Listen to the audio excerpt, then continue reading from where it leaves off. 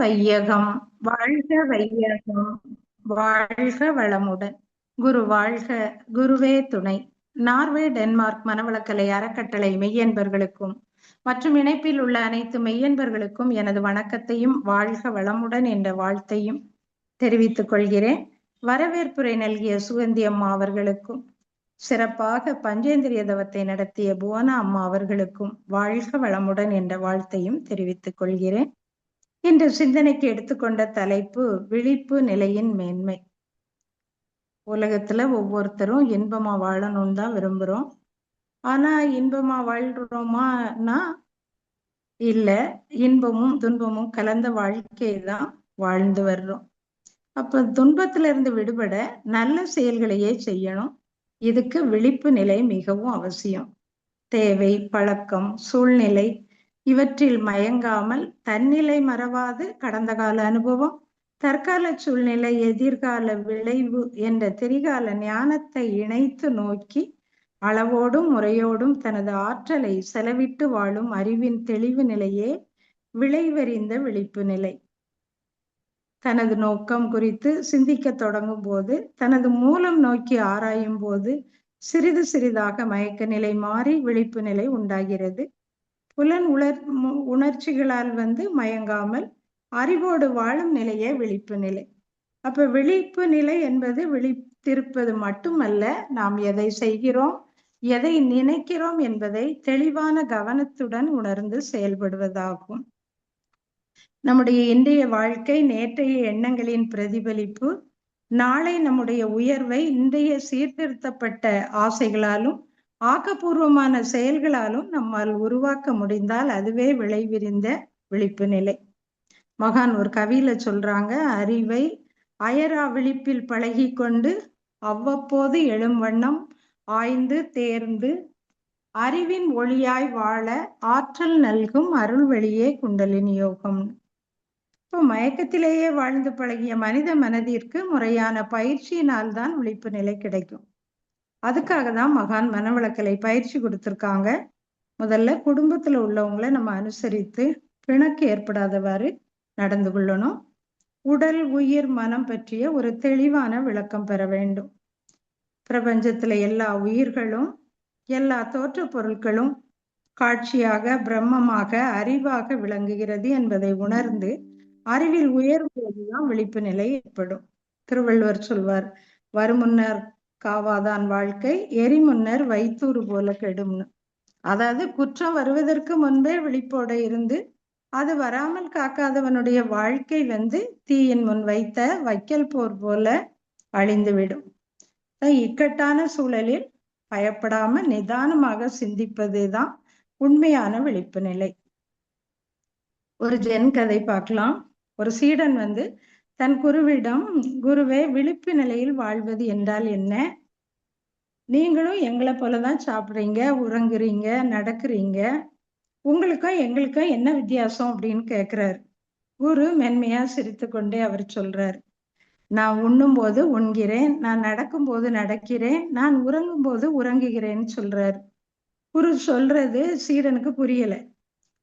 நாங்களும் அதைத்தானே குருவே செய்யறோம் அப்படின்னு கேட்காரு. குரு அதுக்கு விளக்கம் சொல்றாரு, நீங்கள் உண்ணும் போது நாளைய வேலையை பற்றி சிந்திக்கிறீர்கள், நடக்கும் போது ஏதாவது ஒரு இலக்கை பற்றி மட்டும் கவலைப்படுறீங்க, உறங்கும் போது நேற்றைய துயரங்களை நினைத்து கொள்றீங்க. அதனால நான் உண்ணும் போது அந்த உணவின் சுவையும் மனத்தையும் மட்டும்தான் உணர்றேன், நடக்கும் போது என் காலடி மண்ணை தொடுவதை மட்டுமே கவனிக்கிறேன், நான் உறங்கும் போது எதையும் நினைக்காம நிம்மதியா தூங்குறேன். அப்ப எதை செய்தாலும் அந்த நொடியில முழுமையா இருக்கிறேன், அதை மட்டும்தான் கவனிக்கிறேன். இதுதான் விழிப்பு நிலை, இதுதான் ஞானியின் நிலை அப்படின்னு சொல்றார். இந்த நிலைக்கு விட்டாலே நம்ம எல்லோரிடமும் அன்பும் கருணையுமாக நடந்து கொண்டு பிறர் துன்பம் போக்கும் அறநெறி வாழ்க்கை வாழ முடியும். மனிதனின் ஆற்றல் எண்ணம், சொல், செயல் என்ற 3 வகையில் செயல்படுது. இப்போ ஒரு எண்ணத்தை எண்ணி விட்டால் என்ன ஆக போகிறது அப்படின்னு நினைக்கலாம்.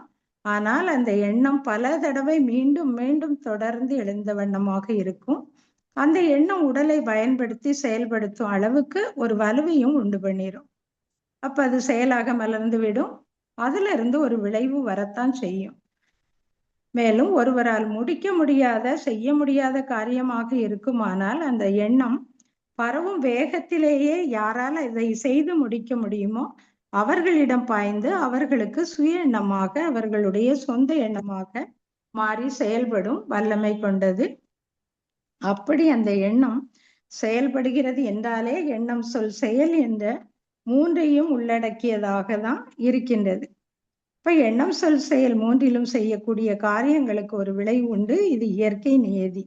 எந்த செயலானாலும் சரி, எந்த விதமான இயக்கமாக இருந்தாலும் சரி, அதற்கு ஒரு விளைவு நிச்சயமாக உண்டு.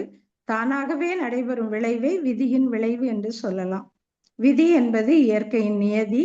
மனிதன் செய்யக்கூடிய செயலுக்கு வரும் விளைவு வினையின் விளைவு என்று சொல்லப்படுகிறது. இந்த வினை என்ற ஒன்றை நாம் உணர்ந்து கொண்டால் அதிலே விளைவு ஒன்று இருக்கிறது என்பதை மறுக்கவோ மறைக்கவோ முடியாது. மனிதனுக்கு ஆற்றல் இருக்கிறது, சிந்தனை செய்வதற்கு நல்ல திறமையும் இருக்கிறது. அப்ப இந்த திறமையை கொண்டு எனக்கு என்ன வேண்டும் என்று நினைப்பது, இன்னதுதான் வேண்டும் என்று தெரிந்து கொண்ட பிறகு அதை எந்த செயல் மூலமாக பெறுவது என்ற விளைவறிந்த விழிப்போடு அந்த செயலை முறையோடு, அளவோடு, காலத்தோடு ஆற்றி பெற வேண்டும். இந்த விளைவறிந்த விழிப்பு நிலைதான் தற்போது மனிதனுக்கு மிக மிக தேவையானது. ஐம்புலன்கள் வழியாக தான் நம்முடைய அறிவு வேலை செய்து கொண்டிருக்கிறது. விளக்கு நன்றாக எரிய தூண்டுகோல் வேண்டும். அதுபோல மகான் நமக்கு உடற்பயிற்சி, காயகல்ப பயிற்சி, அகத்தவம், அகத்தாய்வு எல்லாம் கொடுத்து நமது வாழ்க்கை சிறப்பாக அமைய தூண்டுகோலாக இருக்காங்க. புலன்கவர்ச்சியுள் சிக்குண்ட மனிதன் புலன் இன்பத்தில் நாட்டம் கொள்வதால் பிரம்மத்தையே அறிய முடியவில்லை. தோல், நாக்கு, மூக்கு, கண், காது என்ற பஞ்சேந்திரியங்களை ஒழுங்குபடுத்ததான் மகன் பஞ்சேந்திரிய தவம் கொடுத்துருக்காங்க. இப்ப பக்தி மார்க்கத்துல நம்ம மனதை அமைதிப்படுத்த தான் கோயிலுக்கு செல்றோம். இப்ப கோயில்ல சாமிக்கு அலங்காரம் செய்து முடிச்சுட்டு திரையை விளக்கும் போது, இறைவனை நோக்கும் போதும், தீபாராதனை காண்பிக்கும் போதும் கண் பார்க்கிறது. மணி அடிக்கும் போது இறைவனை பற்றிய பாடல்கள் பாடும் போதும் காது கேட்கிறது. ஊதுபத்தி, சாம்பிராணி வாசனையை மூக்கு நுகர்கிறது. திருநீரு, பொட்டு நெற்றியில் வைக்கும் போது உயிராற்றல் ஆக்கினையில், அதாவது தோல்ல உணர்வு தெரியுது. பிரசாதம் சாப்பிடும்போது சுவை உணர்வு நாவில் தெரியுது. அப்ப கோயில்ல அமர்ந்து நம்ம கண்களை மூடி இறைவனை நினைக்கும் போது மன அமைதி கிடைக்குது. இவ்வாறு ஐம்புலன்களையும் கட்டுப்படுத்தும் முறையில தான் கோவிலில் வழிபாட்டு முறைகள் உள்ளது. நம்ம மனவிளக்கலைக்கு வருவதற்கு முன்னாலே இது சரியா உணரல. இப்பதான் அதுக்கு சரியான விளக்கம் நமக்கு தெரியுது. இப்ப இறைநிலை உணர்வை அறிவதற்கு, பெறுவதற்கு தான் மகான் 9 வகையான தவங்கள் கொடுத்திருக்காங்க. ஆகினையில் மனம் வைத்து தவம் இயற்றும் போது மனம் உயிரின் இயக்கத்தை உணருது. இதுவரைக்கும் உலக கவர்ச்சியிலேயே சிக்கொண்டிருந்த அந்த உயிர் தனது இருப்பையும் இயக்கத்தையும் உணர்ந்து கொள்கிறது.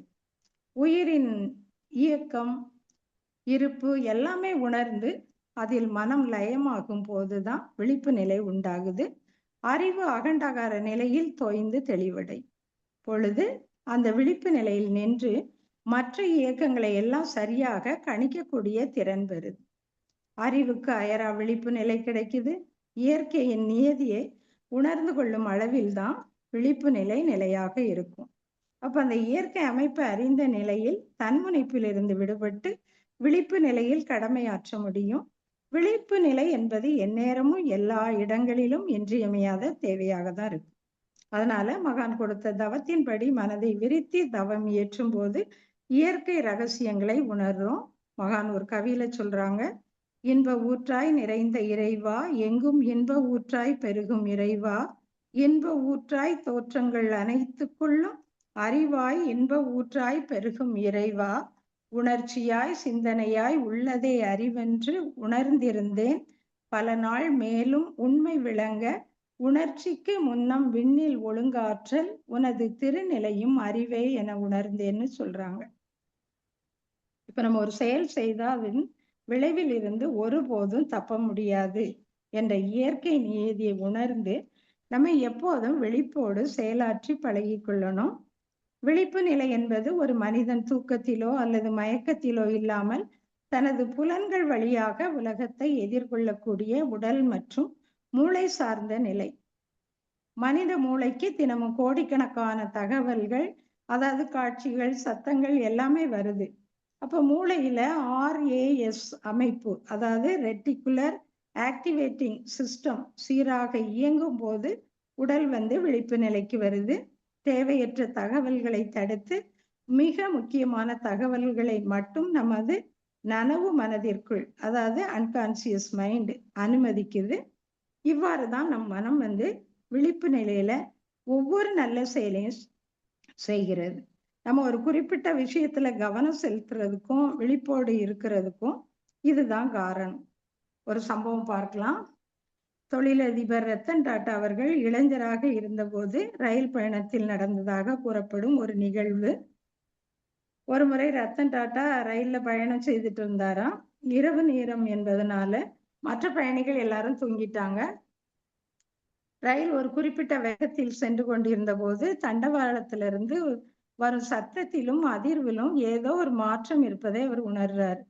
அப்போ சத்தம் வழக்கத்திற்கு மாறாக இருப்பதை வைத்து தண்டவாளத்துல ஏதோ விரிசல் இருக்கலாம் அப்படின்னு சந்தேகப்பட்டாரு. உடனடியே அந்த ஆபத்தை உணர்ந்தவர் சற்றும் தாமதிக்காமல் ரயிலில் அவசர கால சங்கிலியை இழுத்து ரயிலை நிறுத்தினார். அப்போ அவற்றை எல்லாரும் ஏன் ட்ரெயினை நிறுத்துறீங்க, உங்களுக்கு என்ன பிரச்சனை அப்படின்னு கேக்குறாங்க. அவர் சொல்றாரு, பக்கத்துல எங்கேயோ தண்டவாளம் சேதம் அடைஞ்சிருக்கும் போல தெரியுது, ஓசை வித்தியாசம் இருக்கு, அதனால ரயில் தண்டவாளத்துல ஏதோ விரிசல் இருக்கணும். அப்போ யாராவது ரயில்வே ஊழியர் இருந்தாங்கன்னா அவங்கள போய் பார்க்க சொல்லுங்கன்னு சொன்னாராம். உடனே ரயில்வே ஊழியர்கள் போய் பார்க்கறாங்க. கொஞ்ச தூரத்துல தண்டவாளத்துல விரிசல் ஏற்பட்டிருந்தது. அப்ப எல்லோரும் ஆச்சரியப்பட்டாங்க. ரத்தன் டாடாவின் கூடுதல் விழிப்பு நிலையாலும் தொழில்நுட்ப புரிதலாலும் மிகப்பெரிய விபத்து ஏற்படாமல் தவிர்க்கப்பட்டது.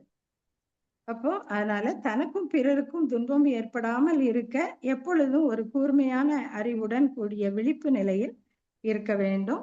எல்லாம் வல்ல மெய்ப்பொருள் தான் பிரம்மம் எழுச்சி பெற்று உலகமாக உயிர்களாக பரிணாமத்தினால் காட்சியாகிறது. அப்படி காட்சியாகும் போது பிரம்மத்தின் தன்மையான அறிவு வெளிப்படுது. சுத்த வெளியாகிய மெய்ப்பொருள் அணுவாக இயங்கி உலகமாக உயிர்களாக உயிரின் அலையான அறிவாக மாறும் வரை பிரம்மத்தின் வேறு தன்மை வெளிப்படுவதற்கு சந்தர்ப்பம் கிடையாது. அப்ப பிரம்மம் வேறு அறிவு வேறா என்றால் வேறில்லை, இரண்டும் ஒன்றுதான். அறிவை அறியும் ஆன்மீக வாழ்வில் ஈடுபட்டு இருக்கும் நாம் எங்கிருக்கிறோம், எப்படி இருக்கிறோம், என்ன செய்து கொண்டிருக்கிறோம் என்பதை உணர்ந்து எப்போதும் விழிப்பு நிலை கொண்டு பிறருக்கு துன்பம் தராத செயல்களையே எந்த கணமும் செய்து கொண்டிருக்க வேண்டும். இந்த விழிப்பு நிலைதான் மெஞ்ஞானம். இந்த விழிப்பு நிலை வந்துவிட்டதேயானால் நாம் பிறருடைய தவறுகளை குறையாக எண்ண மாட்டோம். அப்படி குறையாகவே இருந்தாலும் அதை சுட்டி காட்டாமல் அவர்களுடைய அறிவு இவ்வளவுதான், அதுக்கு ஏற்பதான் அவங்க செயல்களை செய்து வராங்க, அதுக்கு நம்ம எந்த விதத்திலையும் உதவ முடியும் அவங்களுக்கு அப்படின்னு பார்த்து உதவ முன்வர வேண்டும். இந்த உயர்ந்த நிலை வந்து விட்டதேயானால் நம்முடைய செயல்களில் குற்றம் இருக்காது. நம்முடைய குற்றத்தை கண்டு நம்மை திருத்திக் கொண்டால் எப்பொழுதும் நன்மையே செய்யும் தகைமை வந்துவிடும். இப்ப நாம் பரந்த மனப்பான்மையோடு கருத்தை மனதில் வாங்கிக் கொள்வது, அதற்கேற்ப தன்னை மாற்றிக்கொள்வது, குற்றத்தை கண்டபோது அதை மன்னித்து மறந்து விடுவது ஆகிய 3 தன்மைகளை மட்டும் நம்ம எல்லோருமே வளர்த்து கொள்ள வேண்டும். இதோடு தீமையை நீக்கி நன்மையை செய்தல் என்ற தன்மையும் வேண்டும். பிறருக்கு உதவி புரிவதில் கூட நம்ம இந்த காலத்துல விழிப்போடு இருக்க வேண்டியுள்ளது. உதவி தேவைப்படுபவர்கள் தான் அதற்கு தகுதி உடையவர்கள் தான் நம்மை நாடி வர்றாங்க என்று நினைப்பதற்கு இல்லை. அப்படி தகுதியுடையவர்களாய் இருந்தாலும் தகுதி பெற்ற எல்லோருக்குமே நாம் உதவி செய்ய முடியுமா என்பதையும் சிந்தித்து பார்த்து கொள்ள வேண்டும். இப்போ ஒரு பழமரம் வளர்க்கிறோம், அந்த கனியை மட்டும்தான் நம்ம பிறருக்கு பறித்து கொடுத்து உதவி செய்யலாமே ஒழிய மரத்தை வெட்டி கொடுத்து விட்டால் பிறகு கனி எப்படி கிடைக்கும்? அப்போ பொருள் பறிக்கவோ சிலர் பற்பல வேடங்களில் நம்மை நாடி வரும் இந்த காலத்துல பிறருக்கு உதவி செய்வதிலையும் மிகவும் ஜாக்கிரதையா இருக்கணும். பிறருக்கு உதவி என்பது கூறிய ஆயுதம் போன்றது. தவறி மாட்டிக்கிட்டோம்னா நாமே பலியாகி விடுவோம் அதுல. அதனால விழிப்பு நிலையோட தான் நம்முடைய அளவுக்கு தக்கபடிதான் பிறருக்கு உதவ வேண்டும். நீதிபதி முன் நிறுத்தப்படும் குற்றவாளியை எப்படி அந்த நீதிபதி அவன் குற்றமற்றவனாகவும் இருக்கக்கூடும் என்று விசாரணையை துவங்குகிறாரோ அதுபோல நம்மிடம் உதவி நாடுபவரை இவன் ஏன் ஏமாற்றுக்காரனாய் இருக்கக்கூடாது என்று ஒரு கேள்வி எழுப்பிக் கொண்டு பிறகு நல்லவன் தான் என்று சோதித்து அறிந்த பிறகுதான் அளவோடு நம்ம உதவி செய்யணும். இப்போ உலக கடமையில் ஈடுபட்டுள்ள நமக்கு பல பொறுப்புகள் உண்டு. எவ்வளவு விழிப்புடன் நம் கடமைகளை செய்கிறோமோ அந்த அளவுக்கு தான் நம் வாழ்வில் இனிமை காண முடியும். எப்போதுமே ஒரு நிகழ்ச்சியை நம்ம பார்க்கும்போது ஒரு நாடகத்தை பார்ப்பவர் எப்படி உணர்ச்சி வைப்படாமல் காட்சிகளை பார்க்கிறாரோ அதுபோல நம்முடைய வாழ்வில் நடக்கும் இன்ப துன்பங்களை ஒரு சாட்சியாக நின்று கவனிப்பதுதான் விழிப்பு நிலை. இப்ப கடல்ல எத்தனையோ ஆறுகள் கலந்தாலும் அந்த கடல் பொங்கி வழிவதில்லை. அதுபோல எத்தனை ஆசைகள் வந்தாலும் எவர் ஒருவர் பாதிக்கப்படாமல் அமைதியாக இருக்கிறாரோ அவரே விழிப்பு நிலையில் நிலை பெற்றவர் ஆகிறார். ஓசோ சொல்றாரு, விழிப்புணர்வின் சுடர் உன்னில் பற்றிய நொடியிலிருந்து உன் மனதின் அனைத்து மாயையும் படிப்படியாக எரிய துவங்கும்னு சொல்றாரு. வள்ளலார் சொல்றாரு, தன்னை அறிந்து இன்பம் உற வெண்ணிலாவே ஒரு தந்திரம் நீ சொல்ல வேண்டும் வெண்ணிலாவேன். அப்ப தன்னை அறிதல் அப்படிங்கிறது தான் ரொம்ப முக்கியம். தன்னை அறிதல் என்பது புறத்தே செல்கின்ற மனதை உள்நோக்கி திருப்புவது. தன்னை அறிந்து கொண்ட மனிதனால் தான் தனக்குள் அடங்கிய குணநலன்கள், பிற உயிர்களின் தன்மைகள், உயிர்களின் உற்பத்தி, பிரபஞ்ச உற்பத்தி, இயக்கம் பற்றி அறிந்து கொள்ள முடியும். தன்னை அறிதல் என்பதை வேதாந்தம் முக்கியத்துவம் அளித்து வற்புறுத்தது. அப்ப தன்னை அறிந்து கொண்டவர்கள் தான் முழுமை பேரடைந்தவர்கள். மகான் மனித மேன்மைக்காக கொடுத்த இரண்டொழுக்க பண்பாட்டை கடைபிடித்து வாழும் போது தன்னை அறியக்கூடிய தன்மை உண்டாகுது. அதான் திருமூலர் ஒரு பாட்டுல சொல்வாரு, தன்னை அறிய தனக்கொரு கேடில்லை, தன்னை அறியாமல் தானே கெடுகின்றான், தன்னை அறியும் அறிவை அறிந்த பின் தன்னையே அர்ச்சிக்க தான் இருந்தானே அப்படின்னு சொல்றாரு. இப்ப நம்முடைய வினைப்பதிவின் காரணமாக தான் பிறக்கிறோம். பொருள், புகழ், செல்வாக்கு, புலனின்பம் என்ற 4 வழிகளிலே செயல்பட்டு கொண்டிருக்கிறோம். அதன் விளைவாக வாழ்க்கையில் துன்பம் தான் அதிகமாக உள்ளது. அதனால நாம் நிறைவான வாழ்க்கை வாழ்வதற்கும் இறைநிலையை உணர்வதற்கும் தான் நம்ம ஆன்மீக வாழ்க்கை வாழ்றோம். தன்னை அறிய தந்திரம் கற்றுக் கொடுத்தவர் தான் நம்முடைய குரு மகான்.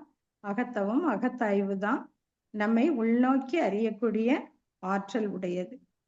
மகான் ஒரு பாடல்ல சொல்லுவாங்க, அறிவதனை கருவி நிலை இணைத்து தவமாற்ற ஐம்புலன்கள் அமைதி பெறும் அருகுணமும் சீராம் அறிவுதன் விழிப்பு நிலை பெறலாத தெளிவில் 5 பெரும் பழி செயல்கள் விளைய வழியது. அப்போ நம்ம அறிவு விழிப்பு நிலையில இருக்கணும். அதுக்கு நம்ம முதல்ல ஆகினை தவம் நம்மளுக்கு தீட்சை கொடுக்குறாங்க. அந்த ஆகினை தவத்தால் தான் விழிப்பு நிலை கிடைக்குது. அதனால 5 பெரும் பழி செயல்கள் விளைய வழி ஏற்படாது. அப்ப தீய பதிவுகளை நம்ம தூய்மைப்படுத்தி கொண்டு அறிவு வளர்ச்சி பெறுவதற்கு தான் ஆகினை தவம் நம்மளுக்கு உதவுது. தன்னிலை விளக்கங்களுக்கு வழி திறக்குது. விளைவறிந்து செயல்படும் அயரா விழிப்பு நிலையும் கிடைக்கும். புறமனதிற்கு நுட்பமும் வேகமும் பெருகுது. நடுமனம் புறமனதின் இயக்கத்தோட ஒத்து நிற்பதனால் ஓர்மை சித்தியாகும். முற்கால அனுபவம், தற்கால சூழ்நிலை, எதிர்கால விளைவு என்னும் 3 காலத்தையும் ஒன்றிணைத்து திட்டமிட்ட அளவோடும் முறையோடும் புலன்களை பயன்படுத்தும் தகமை நாளுக்கு நாள் ஓங்கி வளருது. உன்னையே நீ அறிவாய் என்கிறார் சாக்ரட்டிஸ். ஒரு மனிதன் தெய்வீக நிலையில் வாழ வேண்டும் என்றால் அவரது மனம் நல்ல நிலையை அடைய வேண்டும். மனிதனுடைய மனமே அவனது குருவாகும். மனதின் ஆற்றல் அளவிட முடியாது. பஞ்சபூதங்களையும் தாண்டிய ஒரு பூதம்தான் மனமாகும். சும்மாவே இருக்காது. அது ஒரு விசித்திரமான பூதம் அறிவை ஆளுமை செய்தால் அது அழிவுக்கு வித்திட்டு விடும். அதனால அறிவு விழிப்பு நிலையோடு செயல்பட்டு அந்த பூதமாகிய மனதை ஆள வேண்டும். சிவவாக்கியர் ஒரு பாடல்ல சொல்வார், செய்ய தெங்கிலே இளநீர் சேர்ந்த காரணங்கள் போல் ஐயன் என் உள்ளம் புகுந்து கோயில் கொண்டனன், ஐயன் என் உளம் புகுந்து கோயில் கொண்ட பின் வையகத்தில் மாந்தர் முன்னம் வாய் திறப்பது இல்லையேன். அதாவது தேங்காயில இளநீர் சேர்ந்தது போல எனக்குள்ளே ஆன்ம அனுபவம் மனம் விழிப்படைந்து விட்டது. ஆன்ம அனுபவம் பின் உலகத்து மக்களில் யாரிடத்தும் வாய் திறந்து பேசாமல் நான் மௌனத்தில் ஆழ்ந்திருந்தேன். ஆன்மா விழிப்படைந்து விட்டால் உலகமும் அதன் காட்சிகளும் மறைந்து போய்விடும்.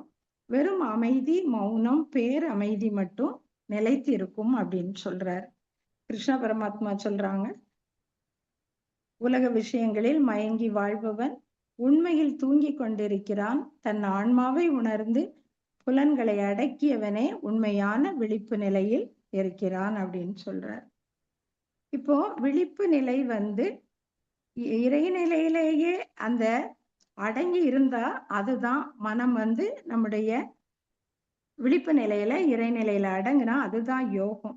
இப்ப விழிப்பு நிலைகளை யோகக்கலை மற்றும் ஆன்மீகத்தின்படி அதை முக்கிய 5 நிலைகளாக பிரிச்சு சொல்றாங்க. அது ஜாக்கிரதம், சொப்பனம், சுளுத்தி, துரியம், துரியாதீதம். ஜாக்கிரதம்னா மனம் ஐம்புலன்கள் மூலமாக வெளிப்புற உலகை நோக்கி அலைவது, செயல்படும். இப்ப சொப்பனம்னு சொல்றது நம்ம ஓய்வு எடுத்திருப்போம், ஆனா மனம் மட்டும் செயல்படும். மூளையின் விழிப்பில் ஏற்படும் ஒரு ஜீவகாந்த கசிவு தூக்கத்துல ஏற்படும் போது அந்த சொப்பனம். மனம் மௌனமாக ஆகாத, அதாவது அமைதியா இல்லாத ஒரு நிலை. சுளுத்தினா கனவுகளும் எண்ணங்களும் அற்ற ஆழ்ந்த தூக்க நிலை. இந்த நிலையில மனம் தற்காலிகமா ஒடுங்குது. துரியம், இது ஆன்மா தன்னையே உணரும் நிலை. மனம் மற்றும் உடலை கடந்த அமைதியான நிலை, இறைநிலையை உணரும் விழிப்பு நிலை. துரியாதீதம், அந்த துரியாதீத நிலையில நம்ம ஆழ்ந்து நிற்க நிற்க இறைநிலையோட அறிவு ஒன்றி உணர்வு நிலையை கடந்து அனைத்து பொருட்களுக்கும் மூலமான நிலையை அடையுது. இதுவே உன்னதமான விழிப்பு நிலை. அப்ப துரியாதீத தவம் செய்து செய்து நம்ம இந்த நிலையை அடைய வேண்டும். மகான் ஒரு பாடல்ல சொல்வாங்க, விழிப்பு நிலை என்ற அருள் வெளிச்சம் கண்டு விருப்பு வெறுப்பெனும் சுழலில் அலைமனத்தில் அழுக்கற தற்சோதனையில் முனைந்திடுங்கள். அன்பு உற்றால் கடமை உணர்வாகும், வாழ்வு பழுத்துவிடும். அறிவந்த பக்குவத்தால் பரத்தோடு உயிர் ஒன்றும் துரியாதீத முழு தவமோ பிறப்பு இறப்பு சக்கரத்தை முறித்துவிடும், மெய் விளங்கி முழுமையாவீர்னு சொல்லுவாங்க. அப்ப விழிப்பு நிலையில் இருப்பதற்கு தவமும் தற்சோதனையும் மிகவும் உதவியாகும். இவற்றால் அறிவு கூர்மையடைந்து நுண்மான் நுழைபுலன் அறிவு கிட்டது, ஏற்புத்தன்மை அதிகப்படும், பிறரோடு ஒத்து வாழும் நிலையும் சந்தர்ப்ப சூழ்நிலைக்கு ஏற்ப சகித்து போகும் நிலையும் இணக்கத்தன்மையும் உண்டாகுது. இதனால தன்னலம் கருதாத தகமை உணர்வு மேலும். இதனால தீமை விளைவிக்கும் செயலில் ஈடுபட முடியாத நிலை, ஆக்க செயல்ல மட்டும் ஈடுபடக்கூடிய ஒரு தெளிவு தானாகவே வந்துடும். இதுதான் மன அமைதிக்கு அடிப்படை. இப்போ நம்ம நாள்தோறும் அகத்தவம் செய்து பேராசை, சினம், கடும்பற்று, முறையற்ற பால் கவர்ச்சி, உயர்வு தாழ்வு மனப்பான்மை, வஞ்சம், இந்த 6 தீய குணங்களையும் சீரமைக்க அகத்தாய்வு செய்துட்டு இருக்கோம். ஏதோ ஒரு சமயம் சிறிது மறதினால நம்ம எந்த தீய குணம் ஏற்பட்டாலும் உடனடியாக நினைவு கொண்டு நான் அர்குண சீரமைப்பு பயிற்சியில இருக்கேன் அப்படின்னு அந்த எண்ணம் உடனே இந்த குணம் எழாமல் அமைதியாகவும் விழிப்பு நிலையிலும் மனதை வைத்துக் கொள்வேன் அப்படின்னு ஒரு சங்கல்பம் செய்து கொள்ள வேண்டும். அப்போ நம்ம எப்பொழுதுமே ஒரு விழிப்பு நிலையில இருப்போம். நம்முடைய வாழ்க்கை என்னும் வண்டி எண்ணம் செயல் என்னும் சக்கரங்களினால் ஓடிக்கொண்டே இருக்கிறது. அந்த வண்டியில் இன்பம் துன்பம் என்னும் இரு சரக்குகள் உள்ளது. அந்த விளைவெறிந்த விழிப்பு என்ற மொழியில்தான் அந்த சரக்குகள் மீது நுணுக்கமாக முகவரி எழுதப்பெற்றுள்ளது. சிந்தனையின்றி அதுல நம்ம அந்த சிந்தனை என்ற கண்ணாடி அணியாதவர்களும் அதில் முகவரி எழுதப்பெற்ற மொழி தெரியாதவர்களும் துன்பம் என்று எழுதியிருப்பது தெரியாம அந்த சரக்கை இறக்கி தூக்கிறாங்க, துன்பத்தை அனுபவிக்கிறாங்க. அந்த விளைவெறிந்த விழிப்பு நிலையில் செயல் புரிபவர்கள் தான் இன்பத்தை அனுபவிக்கிறாங்க. மகான்கிட்ட அன்பர்கள் கேட்பாங்களாம், பகல்ல தவம் செய்யலாமா இரவுல தவம் செய்யலாமா அப்படின்னு கேட்பாங்களாம். மகான் அதற்கு அறிவை பிரபஞ்ச இணைப்போடு இணைக்கக்கூடிய ஒரு பயிற்சி தவம். அதுக்கு காலம் நேரம் பார்க்க வேண்டிய அவசியம் இல்லை, எந்த காலத்திலும் செய்யலாம். இதையெல்லாம் உணர்ந்து நீங்கள் எவ்வளவு தூரம் ஆழ்ந்து தவம் செய்து வருகிறீர்களோ அந்த அளவுக்கு வாழ்க்கையில் ஏற்படக்கூடிய சிக்கல்களை அறுத்து கொள்ளவும், தெளிந்த நிலையிலே அந்த சிக்கலை தீர்த்து கொள்ளவும், சிக்கல் வராமல் காத்து கொள்ளவும் வேண்டிய விழிப்பு நிலையை தவம் உங்களுக்கு கொடுக்கும்னு சொல்லுவாங்களாம். மகான் ஒரு பாடல்ல சொல்றாங்க, நன்றாக பத்மாசனத்தில் ஆழ்ந்து நாள் போக்க தூங்கிவிட பழகிக்கொண்டு அன்றாட தேவைக்கு பழம் பால் காய்கள் ஆகாரமாய் உண்டு அறிவை பற்றி என்றேனும் எவரேனும் கேள்வி கேட்க இடமின்றி மௌனம் என்று இருந்தீர் போதும் இன்றேனும் விழிப்படைந்து எழுந்து வாரீர் ஈச நிலை எளிதாக உணர்த்துகின்றேன்னு சொல்றாங்க. அளவும் முறையும் கண்டு துய்த்து வாழும் அறிவு, அதாவது விழிப்பு நிலையே ஞானம். இந்த நிலையை அடையும் போது எல்லா உயிரினங்களும் எல்லா தோற்ற பொருட்களும் இறைநிலைதான் என்ற விழிப்பு நிலைக்கு வந்து விடுவோம். தினந்தோறும் அகத்தவம் அகத்தாய்வு செய்து ஒவ்வொரு செயலையும் ஆராய்ச்சி செய்து விழிப்பு நிலையோடு செயல்பட்டு வாழ்வில் அமைதியும் இறையுணர்வும் பெறுவோம் என்று கூறி வாய்ப்பளித்த நார்வே டென்மார்க் மனவளக்கலை அறக்கட்டளை மெய்யன்பர்களுக்கும் மற்றும் இணைப்பில் உள்ள அனைத்து மெய்யன்பர்களுக்கும் எனது நன்றியை தெரிவித்துக் கொள்கிறேன். வாழ்க வளமுடன், வாழ்க வளமுடன்.